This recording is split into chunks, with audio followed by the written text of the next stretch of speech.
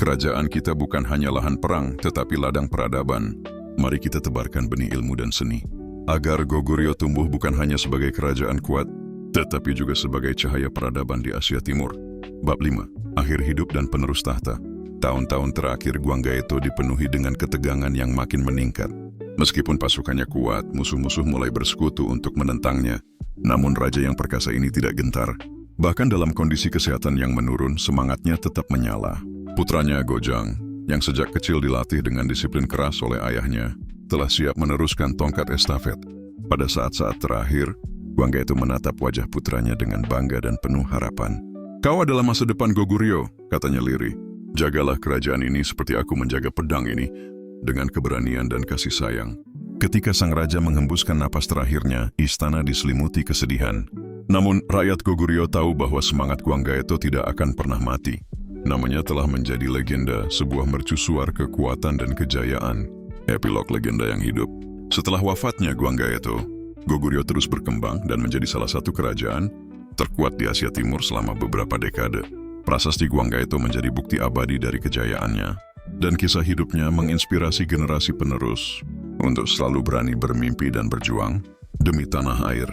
Legenda Raja Gwanggaeto bukan hanya soal peperangan dan kemenangan, tetapi tentang bagaimana seorang raja muda mampu mengubah nasib bangsanya dengan keberanian, kebijaksanaan, dan cinta.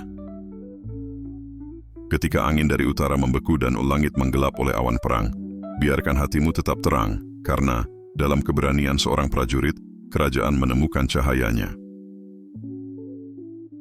Kemenangan sejati bukanlah ketika musuh bertekuk lutut, tapi ketika rakyat mengangkat wajah mereka dengan bangga dan berkata, "Itulah rajaku."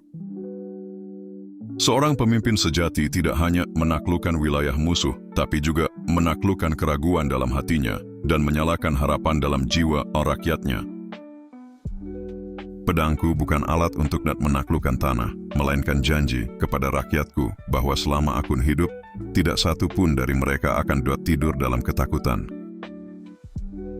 Seluas langit memayungi bumi, sebesar itu pula tanggung jawab seorang raja, bukan untuk memerintah dengan ketakutan, tapi untuk melindungi dengan cinta dan keadilan.